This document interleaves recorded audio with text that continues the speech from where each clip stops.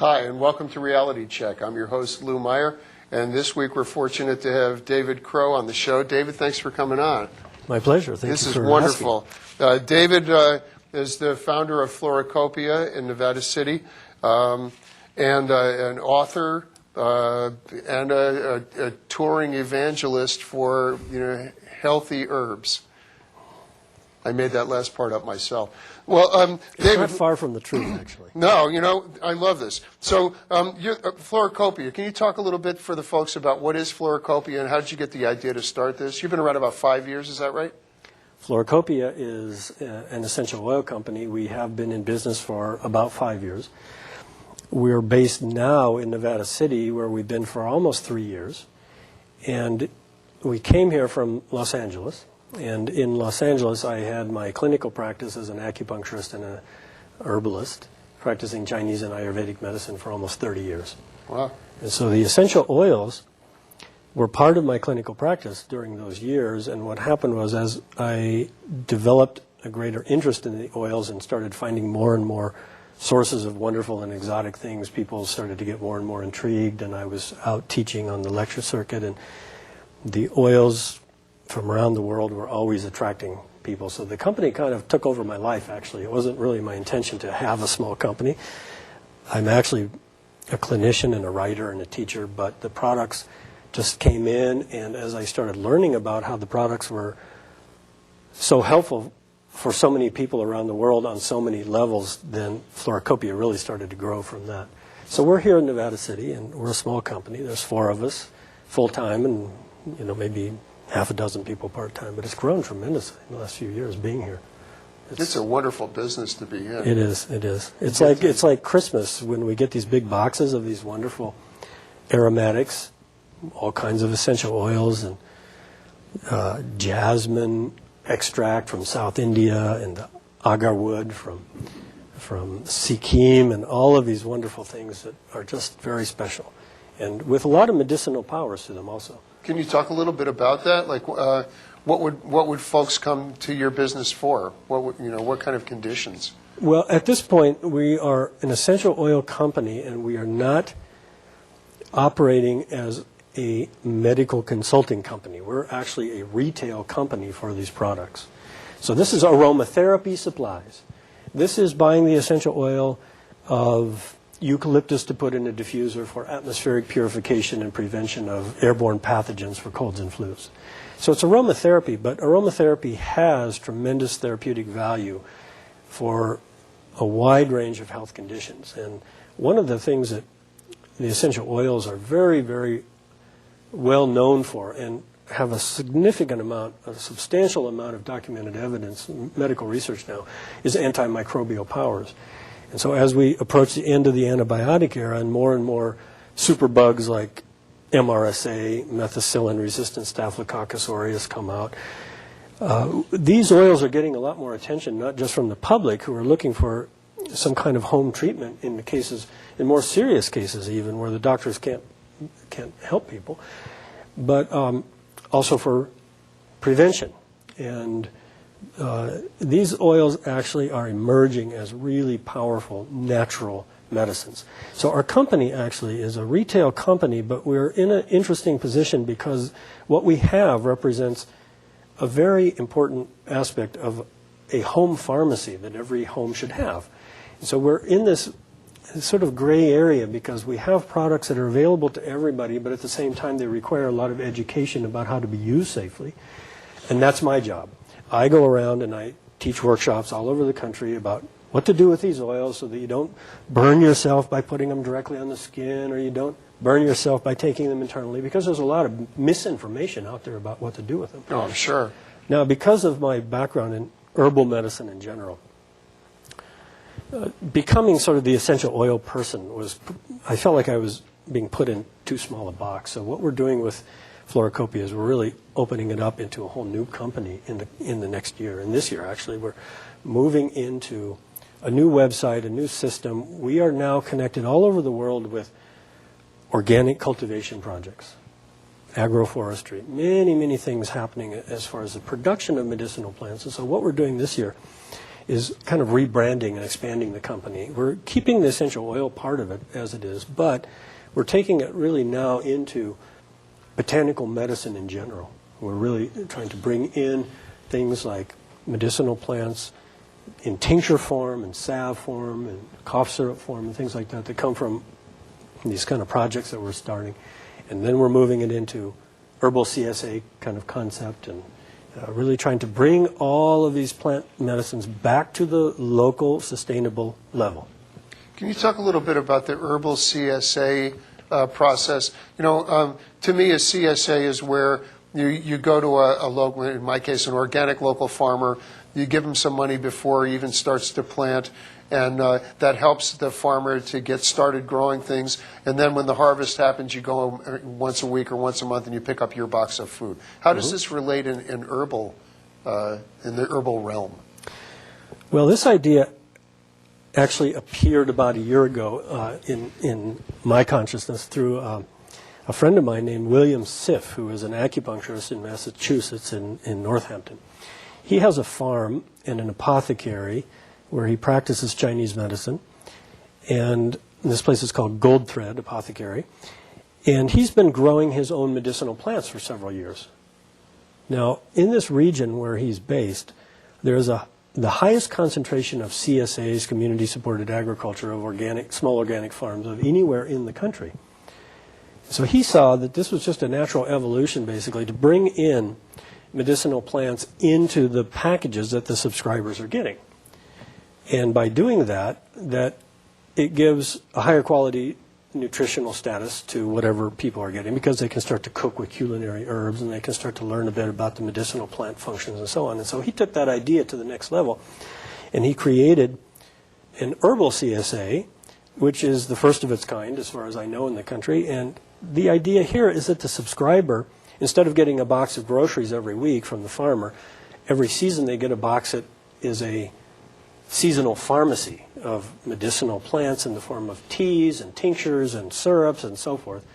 Wow. And this brings the medicinal plants into home use in a very user-friendly way, and it also connects the local community to a source of medicinal plants. And so what it's doing is it's actually reviving what folk medicine used to be. And these aren't like exotic plants you have to get from other parts of the world. These are plants he can grow locally. Well, actually, many of them are exotic plants from other parts of the world that he is growing locally.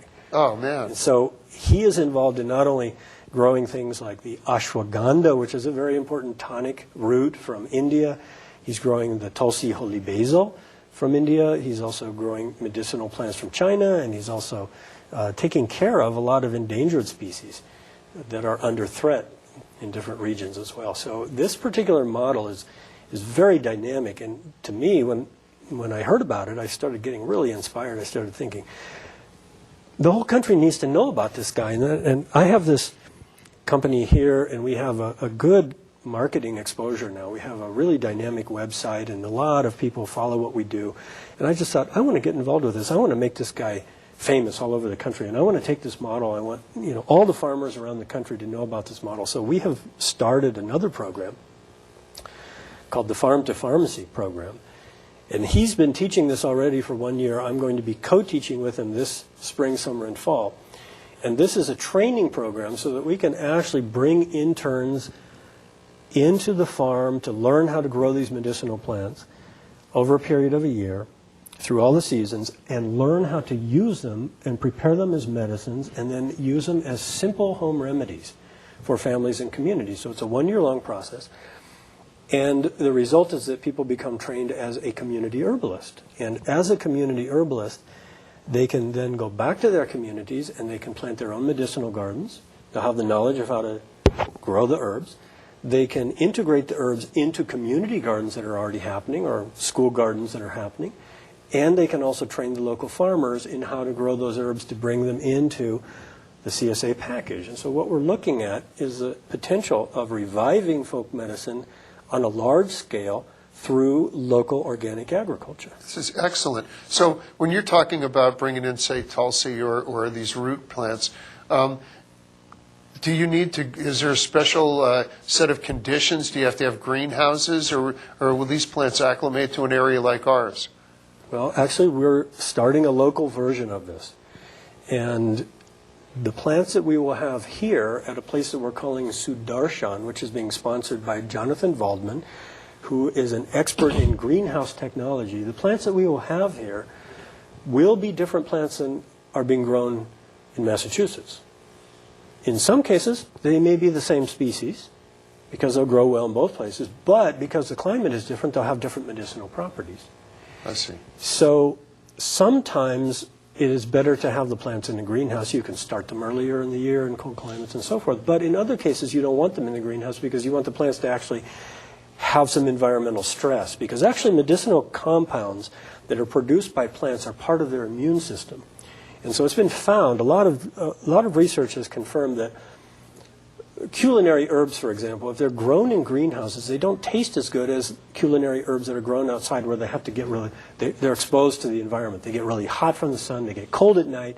The plants have to be hardier and more vital, and therefore they produce more aromatic compounds to make them taste better and smell better and have more medicinal properties, because those medicinal properties are actually the molecular expression of the plant's immunity, which is being stimulated by the environmental stress. This is great. So it's fascinating subject. It is fascinating. So, all right, now we're talking about this from a medicinal point of view. Medicines to me are, okay, you have something, there's a dis-ease with your body or something's not going right, you take a medicine to cure it. What about utilizing the herbs in your diet as an immune enhancer or as something to prevent something from happening to you? Does that work as well? So like if somebody gets a CSA that's got vegetables and such in it, but also has these herbs, combining those in your meals. Mm-hmm. This is considered a superior form of medicine, actually. In Chinese medicine, there's an interesting way of classifying herbal medicine, and they say that medicine to cure disease is the lowest form. That above that, medicine to prevent disease is actually higher. And so therefore, the use of medicinal plants in the diet represents a system of preventive health care. In most of the chronic degenerative conditions that we have in this country at this time, including the epidemic of obesity and diabetes, and all of these things are affecting people at a younger and younger age, all of these things are nutritionally based. All of these things can be completely eradicated with a healthy diet for the most part. And if they cannot be completely resolved, then they can be benefited tremendously, and with natural medicine can be further benefited. So by simply bringing in culinary herbs, something as simple as culinary herbs have tremendous healing effects that will actually resolve a lot of problems. I came across an interesting study just a few days ago, comparison of cancer rates between India and the United States. And it was a curious subject because the researchers were trying to figure out why are these cancer rates so different, and it turns out that cancer rates in the United States appear to be about 10 times higher than in India. And in India, the environment is so filthy, there's so much pollution. It doesn't really... It doesn't make sense, but Yeah. it doesn't make sense. But what the researchers were postulating is it's because the diet in India is so rich in culinary herbs and spices. Every meal contains some aromatic plants that have medicinal power. And So true. now what they're finding is that the aromatic plants from which we get the essential oils, these aromatic plants specifically are some of the strongest antimicrobial medicines. The essential oils have very powerful antimicrobial functions and antioxidant functions. So they seem to train the immune system to be more intelligent, and they also counteract microbial attacks, and they also detoxify the body. So it's being postulated that maybe just having culinary herbs in the diet could actually make a huge difference in terms of cancer rates on a national level. Wow. Yeah, there's tremendous potential here. So what we're hoping to see is that we can bring medicinal plants in through every community by having them in these herbal CSAs, by training people in these farm-to-pharmacy programs and how to do that, And by doing that, what we're talking about here is really very simple. It's a revival of folk medicine. It's not a new system of medicine. This is nothing new. It's just that for the last 50 years, we have been dependent on fossil fuels, and fossil fuels have brought about a complete change in agriculture. Everything's become mechanized. It's all been industrialized, mechanized, and it's all based on fossil fuels. And now that that's running out, we have to look at, well, what comes next? And obviously, it's the local sustainability movement that comes next. But then the question comes, well, what about the healthcare system with all of that? And this is the original system that people have always had. Medicinal plants are humanity's oldest and still most widespread form of healthcare. Look, can we, we were talking before the show about, I mentioned that the rainforest, which contains, or from things that I've read, contains possibly the cure for anything that can go wrong with people, but they're destroying it at a phenomenal rate. Mm-hmm. So these plants may disappear before anybody even discovers their ability to be medicinal. Right. It sounds to me like what you're talking about is recreating a situation where these things can be revitalized or grown. Exactly. And actually, you stated that they may be disappearing, and I would like to say that they definitely are disappearing. And each of these plants that disappears represents a potential medicine, which could be potentially a cure for something very serious.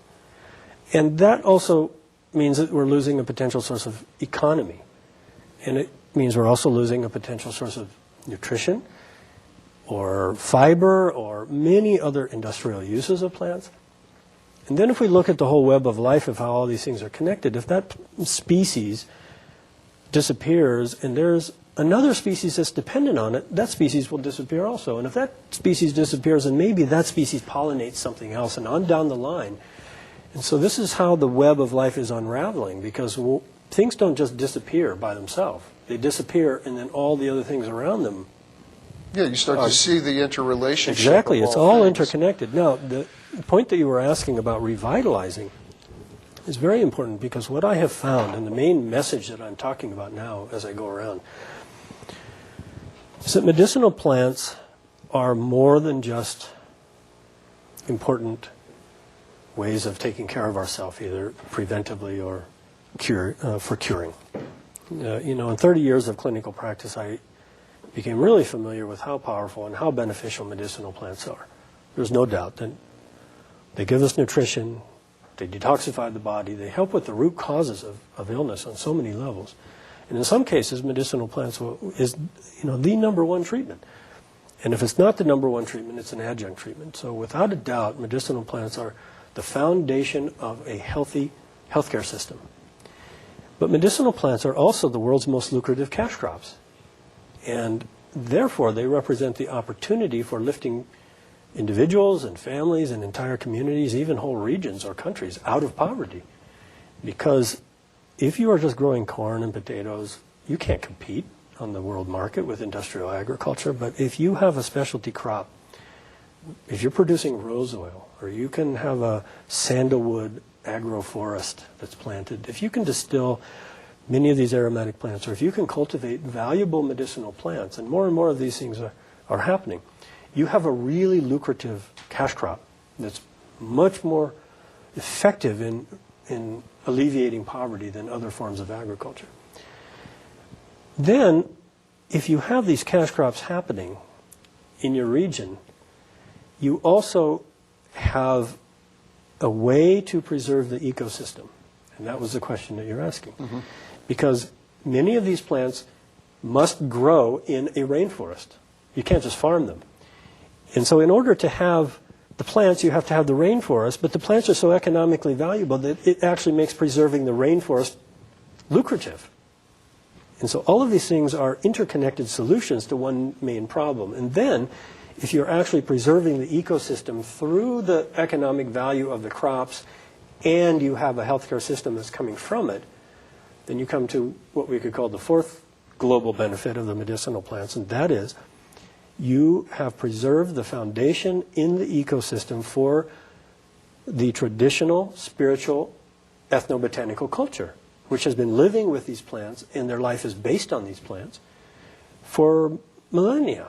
And so therefore, we see that one type of species, one medicinal plant, actually holds the key to a number of these interrelated problems that we're having: healthcare, economic, ecological, and cultural. Well, it's just as interrelated as the natural way of things. Exactly. Well, all right. So all this said now, you're going to be offering classes about this now. That you're expanding your whole business. Well, how can people up here get more information about this? Well, we have the Fluorocopia website, which has our blog, and it has all the events, my calendar. It shows where I'm traveling around and all the stuff that I'm doing.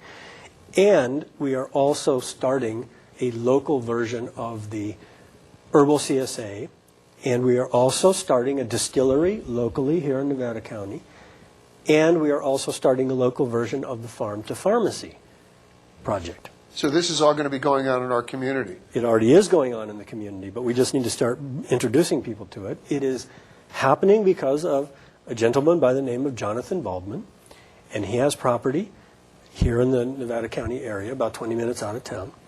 And he is a major benefactor and supporter and leader in this movement here locally. So he has the still set up. We are starting to distill some oils locally. And he has the land that is being set up for the cultivation of medicinal plants for an herbal CSA. And it will be the focus for the local farmers to also get training in how to grow these medicinal plants. So it's like a model farm that he's starting over there. So people with their own farm will be able to grow medicinal plants Exactly. as part of their crop. Exactly. But there's a lot of people who are interested in growing these medicinal plants, but every plant requires real specific conditions. And every plant has a lot of variables in terms of its economic potential. So we have a lot of research ahead of us. And actually, the work that William is doing at Goldthread in Massachusetts and the work that Jonathan is doing at the place we call Sudarshan, outside of Nevada County, outside of Nevada City here, this is also a research center. It's a research center, it's an educational center, it's a distillation center, and all of these things will be happening here locally as well as on the East Coast. Let's, in that case, mention your phone number to contact you, and then the website address for people to be able to find out more about this. Here's the number now, 530-470-9269. Right. And your website is, you're probably coming up any second. Fluorocopia.com. Now, I'm sorry, I forget your friends' names that are doing this up here. But Jonathan Baldwin. Jonathan Baldwin. All right, so you were saying that he's set up a distillery. That's like a still, right? Yes. All right. It's not for distilling beer or wine. No, of course not. But people wouldn't necessarily be required to learn how to set up their own still, or would they? No. This is a more specialized aspect of herbal medicine. It's a extracting technique, and it removes the essential oils from the aromatic plants. And this is how we get aromatherapy products, the essential oils. They are distilled from aromatic plants. But the process is very labor intensive and it's very complex, and it requires a huge amount of biomass to get a little bit of oil.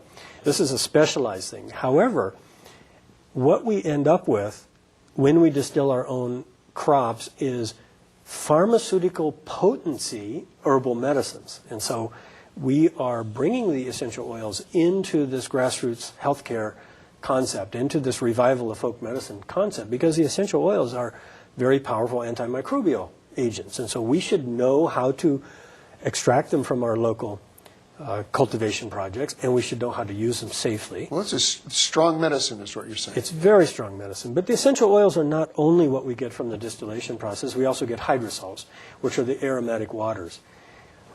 So, for example, if we distill lavender, we get, for a liter of lavender oil, we might also get maybe 50 to 100 liters of lavender hydrosol.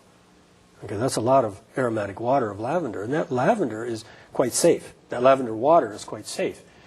Small amounts can be consumed internally. It can be used as a wash. You can spray it in your face, and it's not going to hurt anything if you get it in your eyes, like that. But the essential oils, you can't do that with. You have to use the essential oils with training, with medical training. Okay, now, the way that we present these oils through Fluorocopia for general use are some of the more well-known retail commercial forms. You get a diffuser, you put the essential oils in, you can diffuse the essential oils in the atmosphere. It has atmospheric purifying, antimicrobial, pathogen reducing properties. So even in the air. Exactly. Okay, so atmospheric purification of, using essential oils reduces airborne pathogens, and people who have chronic colds and flus, or there's a lot of mold in the environment, or they have weak immune systems, it has been found over and over. So many testimonials, so many documented research studies prove that these oils can break that pattern, that they can actually strengthen people's immune systems, they can clean up the atmosphere, they can remove these pathogens. So this is a very simple use of essential oils, but there's many medical uses of essential oils also. But what we're doing with the still here locally, and also in Northampton, you might like to know this, is we've now started bi-coastal full moon distillations. And so we're actually going to be inviting the local community. We'll have some press about this pretty soon. Every full moon, the community is invited to come to Sudarshan down the road and help us participate in putting the plants in the still and building the fire and distilling the oil and getting the hydrosols and seeing what the whole process is about. It really is a beautiful process, learning how to do grassroots medicine locally. So we're running out of time here. I could have done a double show with you. Again, floracopia.com, excuse me, for more information. The phone number has been up. There'll be a lot more in the press and locally about this process and about how we can all participate. I want to thank David again for coming on. This is wonderful having you on. Thanks to my great crew, Gail and Sam, and Terry, Rick, and Scott, for making this all happen. NCTV, if you or anybody else might be a good guest for me on Reality Check, you can contact me at loumeyer@nccn.net. Again, thanks again for coming on, David. This is wonderful. And, this is another leg up. We've been doing a lot of shows about growing your own food, and this is the thing we needed to hear about. Health care, schmelt care. You can take care of yourself. Thanks for watching. We'll see you next week.